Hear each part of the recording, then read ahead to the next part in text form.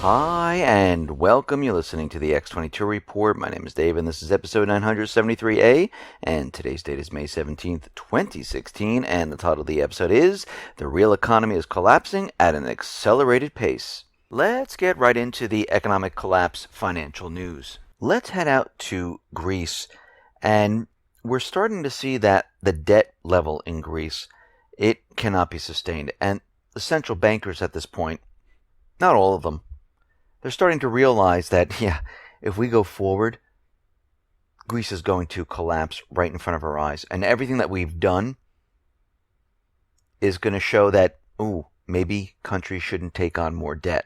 Now remember, the central bank, they don't want systems to collapse. They want to put them right at the edge because they want those interest payments. They want to buy the natural resources. They don't want to be blamed for the collapse of the system. Their entire agenda is to make it look like countries are recovering at the same time countries are being looted. And this is exactly what they want to do. And they've been doing it.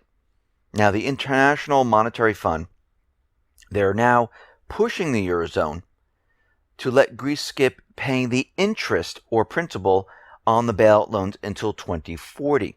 Now, they're not going to get rid of it. They're not going to say, okay,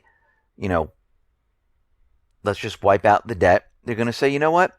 Let's give them some leeway so the entire country doesn't collapse, because it wouldn't look good for us.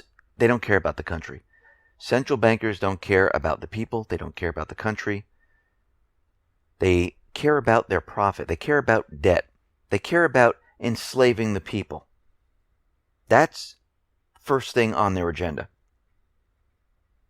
So what they're saying is that the interest rate on the Eurozone loans, they would be fixed for 30 to 40 years, and they would, most likely not pay the interest during this time, and maybe some of the principal. But the loans will always be there because they realize they need to do this at this point.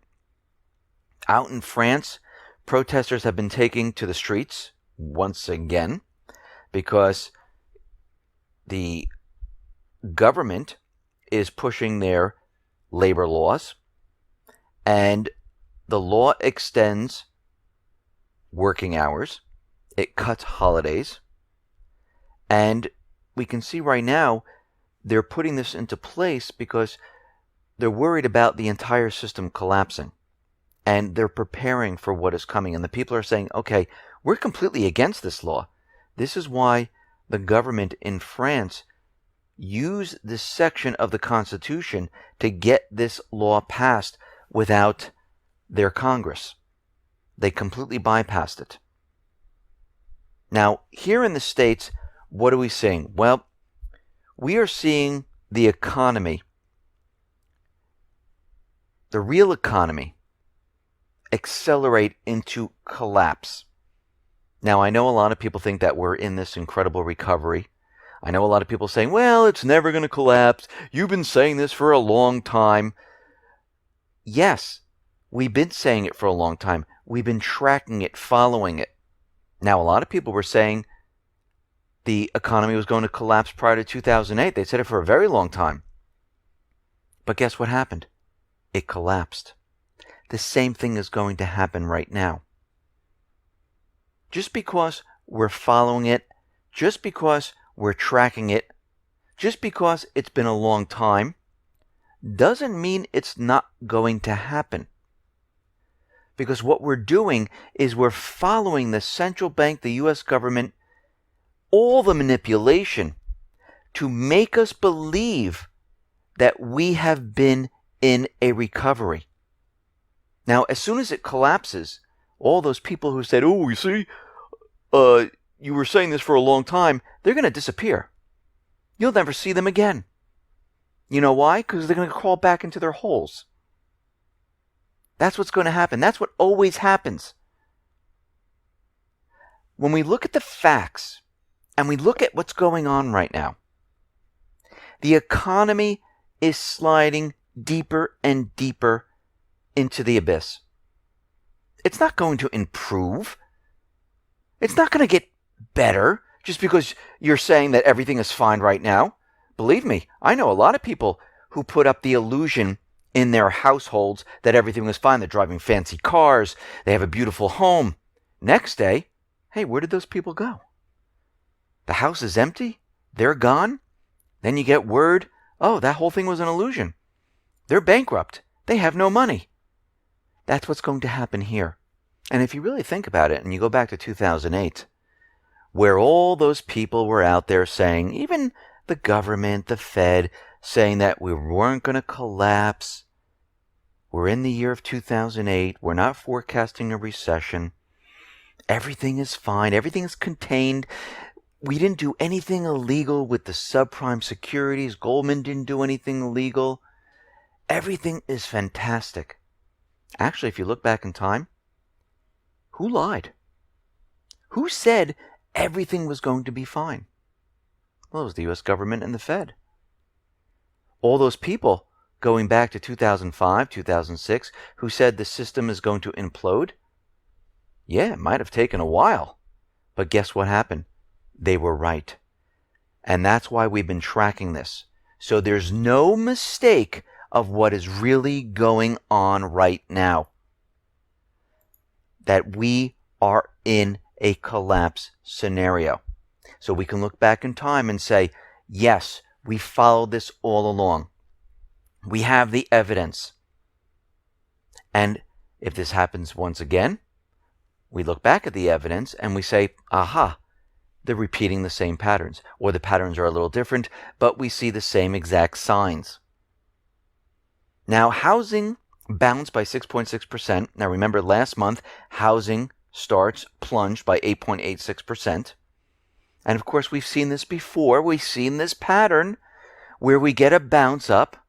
Everything looks great. Everyone's out there saying the economy is doing well. Housing is back on track. Well, we saw it with manufacturing. We saw it with the Baltic Dry Index. And we will continually see these patterns because the manipulation is still there. But when you look at the housing market, we are in a downward trend. Period. That's it. There's no way out of this. I looked around the country, and housing market, and I'm not talking about the 20 cities that they like to choose to show that the housing prices are going up, because those are the markets where they've created these bubbles. I'm looking outside of this area, because if the housing market is fantastic, like they're saying, then we should see this in all other places. They're telling us how fast housing prices are rising. So I went out to outside the city of New York, in upstate New York, about 45 minutes away. And I see housing in that area declining. Actually, a person had their house up and it was like $659,000. They're down to $559,000 on the market for 9 months. Beautiful house. I went to the South. I went to the Midwest. I went to the West. And I'm seeing patterns of this all over the place. And that tells me something. That tells me this housing market is starting to fall. We saw the same patterns prior to 2008. And guess what happened? The housing market collapsed. We see that industrial production, well, they revised it for March, then used that information, brought it into April, and month on month they said, hey, look, we were expecting a 0.3% increase and we got a 0.7% increase. Now, this is a big monthly jump. Last time we saw this was back in November 2014. And we can thank this nice little spike to the revised numbers and the utilities that they added into this. They added electrical utilities, natural gas utilities, which brought it up by 5.4%. But year on year, we see that industrial production has declined by negative 1.07%. So year on year, it has declined. This is the 8th month in a row industrial production has fallen. And it never fell for this long in 96 years without the U.S. economy being in a recession. Doesn't sound good. So this is the longest streak of losses without a recession since records began in the 1920s. Now, we are in a collapse scenario. Some people say we're already in a recession. And it's accelerating. Because in a real economy, we know that stuff is bought and sold and shipped around the country by trucks, railroads, planes. When more stuff is being bought and sold, guess what? More stuff is being shipped around the country. And everything is growing. And when less stuff is being bought, less stuff is shipped around the country. So when we look at April, the Cass Transportation Index was down 4.9% on a year-over-year basis. What does this mean? Well, a lot less stuff was bought and sold and shipped around the country in April compared to April of 2015. So the Cass Shipping Index declined on a year-over-year basis for the 14th consecutive month. The real economy, and I'm not talking about the stock market, which is completely manipulated to make everyone believe the economy is doing well, has been slowing down for more than a year.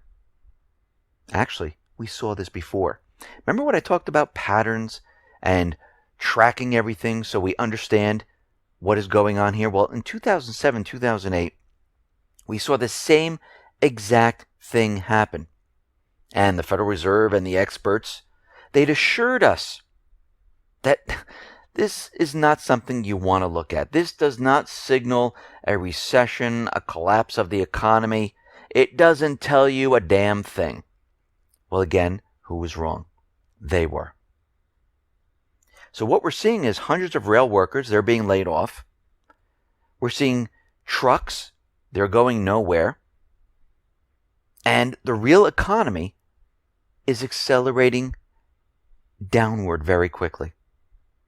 Actually, for the 16th consecutive week, Bank of America clients, they are net sellers once again of U.S. stocks.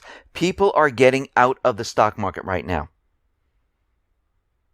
They're worried. They're scared. They realize that, okay, it's time to get out. It's time to take my money and place it someplace else. A lot of people are putting it into gold and silver and hard assets. And we realize that this entire system, it cannot stay alive like this forever, because we saw the patterns back in 2007, 2008. Most of the indicators are worse off at this point. Now, has the central bank gotten a little bit better hiding information, keeping the illusion alive? Of course, they learned something from that last crash. How do you think they're able to do this, to keep this illusion alive?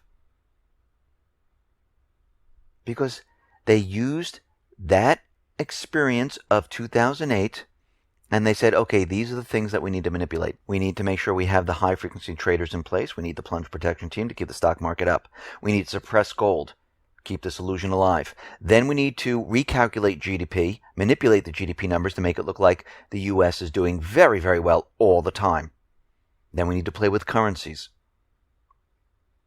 Then we need to go ahead and start manipulating unemployment. Make people believe that people are getting jobs, that the economy is improving. Then we'll go to the housing market. We'll take each one of the cities. We'll tell the banks, listen, hold the foreclosures, keep them off the market. We will then buy up the toxic real estate. We will then give free money to the banks and have them put it into the stock market to pump the stock market up.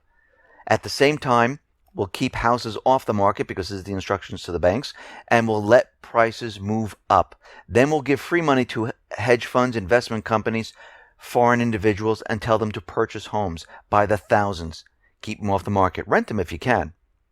This will increase the prices. The problem is the American person. They can't make them purchase. They can't make them go out and purchase homes. They can give better loans. They can push the auto industry up by saying, okay, whenever the auto industry manufactures and produces the cars and they send them to the dealer lot, as soon as they hit the dealer lot, those are sales. Who cares if people are buying them? We're going to count those as sales. So they figured out ways of manipulating the entire system because they learned. And manipulation can only go so far. And we're going to see this system come crumbling down. Now, today we've seen the Treasury Department, under the Freedom of Information Act, release Saudi Arabia's Treasury holdings. And they're saying they're $116.8 billion.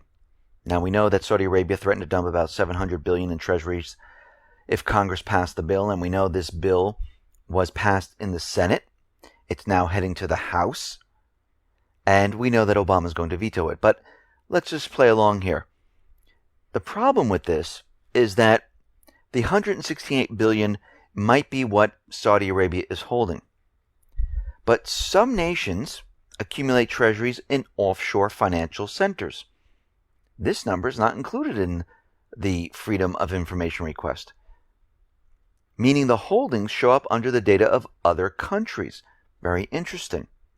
For example, Belgium, which held about $143 billion of U.S. government debt as of February, is home of Chinese custodial accounts. So this is not a true reading of what Saudi Arabia actually has. And the U.S. is trying to use this entire scenario to make everyone believe that this is not going to be any type of problem. Now, of course, as we know that Saudi Arabia, they probably would like to sell some of their assets. The U.S. is trying to bring them back into line. And we understand that this whole thing is a ruse. We know that these pages are not going to be released. And even if they are released, there's going to be absolutely nothing in them whatsoever. What the U.S. government central bankers are doing right now is they're trying to hold the empire together. And if you notice, what they normally do is they threaten countries. They threaten them with terrorism. They threaten them with war. They threaten them any way they possibly can, sanctions, to make them do what they want them to do. Listen, everyone, thanks a lot for listening. Be well, be safe, and especially be prepared. Thanks a lot.